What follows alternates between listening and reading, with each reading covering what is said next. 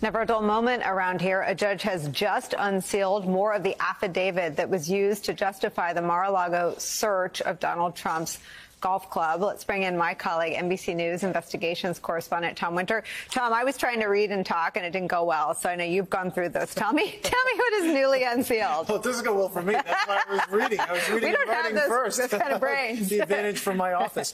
So we got essentially here 9 paragraphs of this search warrant affidavit that have been redacted, either in part or in full, and it has to do with something that we already know about from a high level, that there was 2 grand jury subpoenas that were issued in this prior to the search warrant at Mar-a-Lago taking place.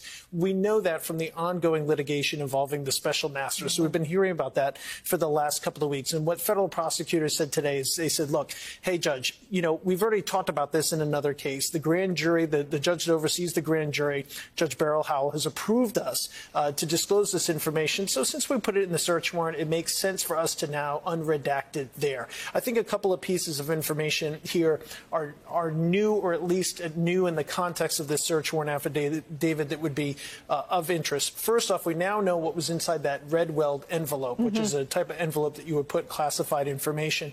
Specifically how the documents inside of there were marked. 5 were marked confidential, 16 marked secret, 17 marked top secret. Wow. And then on those documents, there's some various markings, including some that appear to contain information that was derived from FISA sources, the Foreign Intelligence Surveillance Act. So that's a surveillance that occurs electronically on foreign adversaries to the United States, as well as HCS, which is human information. So that's new information. We know that was provided, that there was a certified letter that was provided to the FBI and DOJ at Mar-a-Lago on June 3rd. The person who wrote that, now it doesn't say specifically who it was, but says that based upon the information that has been provided to me, I am authorized to certify on behalf of the office of Donald J. Trump the following: that they searched the boxes that moved from the White House to Florida. 2, that the search was conducted after the subpoena to try to locate any sort of responsive documents. I'm paraphrasing a little bit. And C, any and all responsive documents accompanied the certification, and that we didn't make any sort of notations or writings or reproductions of those documents. Now, we now know, based on the Justice Department's assertions, that was not the case at all, because obviously they went back and conducted a search warrant and they found these things. On top of that, apparently, according to what was unsealed today from this FBI affidavit, that Trump's counsel stated that all the records that came from the White House went to this storage room in the basement of Mar-a-Lago, and that there were no records in any private office space or other location at Mar-a-Lago. Again, we now know from what's been publicized by the FBI, according to what they say they found in their investigation, that that's not the case, that they found documents in Trump's personal office. So I think those are kind of the key takeaways from this. The existence of these subpoenas, talked about, known about, you've mentioned it before, not new, but I think some of the surrounding color and detail today about those are potentially new. And again, still going through this real time, so forgive me, Twitter viewers. No, some of this stuff may be a little bit off, but it's all about like the as far as what's new. There's that stuff about where you're talking about is unnamed, the people who signed these documents, the lawyers at the end, the last stuff you were talking about, Tom. Is that all basically what we now believe is the Christina Bobb stuff? Is that sort of what this connects to in terms of the other reporting? It may be, and you'll forgive me that I want to triple check before going with that, but I think those are some of the assertions that made. He's different from us. No, I'm just trying to link things up. I want to pull, though, David and Joyce into this. Joyce, I want your thoughts on what's been unsealed. Well, this does in large part make the information that's been revealed consistent between the D.C. and the Florida investigations. Of course, the Mar-a-Lago grand jury subpoena is issued out of a grand jury functioning in the District of Columbia.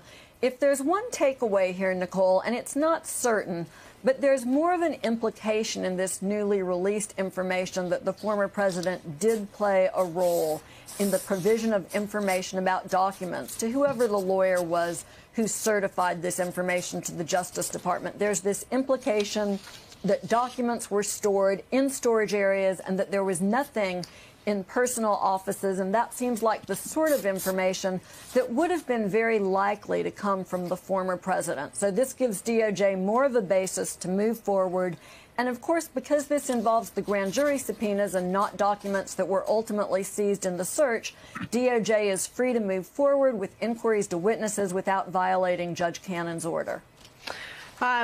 David, Tom Winter is a very meticulous reporter. This is his beat. Joyce is a very careful lawyer. I am neither of those things, so I want to put it a little more bluntly. Is this more evidence or more information that suggests that Trump lied about what remained and Trump lied about where it was? I think it's more probable than not that Trump lied to his lawyers, caused them to make false statements to the Department of Justice. I'm giving the lawyers the benefit of the doubt because I'm a lawyer and I like to think lawyers don't typically lie knowingly to the United States government during a criminal investigation. They may have exercised some modicum of due diligence, but the problem with being a lawyer for Donald Trump is that no lawyer can exercise client control. No lawyer can ultimately get the truth out of their client when their client's name is Donald Trump. So I think it's more likely than not that he lied to them, knowing that they were going to transmit those lies to the government. And there's nothing that antagonizes an FBI agent or a Justice Department lawyer, Joey well knows this, than being lied to. And that's why the obstruction piece is so prominent here. And in cases involving the retention of classified documents, among the variables that can tilt the balance of proceeding criminally or not is whether there are aggravating factors present. And no factor is more aggravating or fewer more aggravating than obstruction of justice, in addition to the sensitivity of the documents that Tom reported on. FISA-derived collection? Are you kidding me? Human? The reckless disregard for protecting national security interests was just rife at Mar-a-Lago.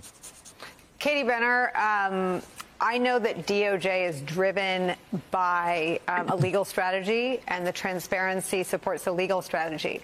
But my thought from you is, are they also aware that by putting out and releasing and unsealing information as quickly as they have, they are keeping the likes of Bill Barr and John Yoo and Chris Christie constantly on right-wing media sources attesting to the strength of the federal government's case, the strength of the federal government's evidence, and the fact that Donald Trump appears to have broken the law and lied?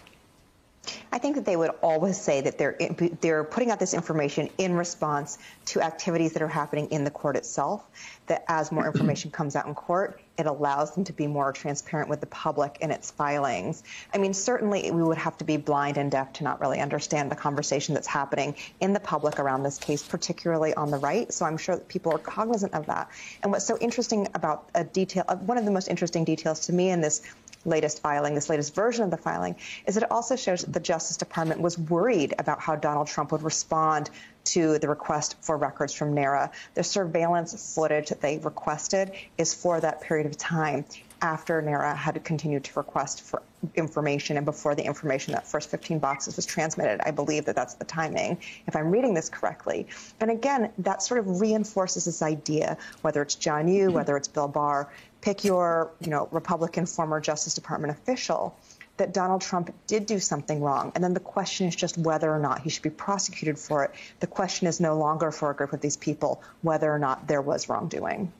And John Heilemann, it's an important distinction, and I keep pointing to Barr and Christie and Yoo's comments about the strength of the government's case because I think the journalism suggests that there's a lot of consternation. I mean, the words pulverized and obliterated were used to set the bar that high for the evidence that DOJ must present. And it seems that we're on our way toward pulverizing and obliterating if you've got zero disagreement about the facts of this case. Yeah, I think that's right. And I do also think, there's a perception because Merrick Garland has been the way he's been and is who he is, and that his attempt he didn't want to, he was trying to steer the department away from the politicization of the Trump era. Was really trying to get back to an older version of what the DOJ was like. That somehow some of these kind of considerations, like the ones you just talked about, the public, the nature of, Katie's 100% right. They are driven primarily, these disclosures, by what's going on in the court, et cetera, et cetera. But I know some people who work for Merrick Garland who are in that department who are political people who understand messaging, who understand the nature of the world we live in, who understand the power of fact, and the power of Bill Barr and Chris Christie and John Yoo and others on right-wing media, basically saying, no, this isn't conspiracy. These are very powerful claims, legal claims, and the facts are bad for Donald Trump. They understand that, and they understand that when they cross that Rubicon, as I still go back to it, the moment that Merrick Garland decided, I'm going to authorize this search of Mar-a-Lago, send the FBI down there, he knew he was crossing Rubicon and going a place he did not want to go, which was there was going to be a massive political war over this. And once they cross that Rubicon, I think they are not politicizing the case, but they're thinking about.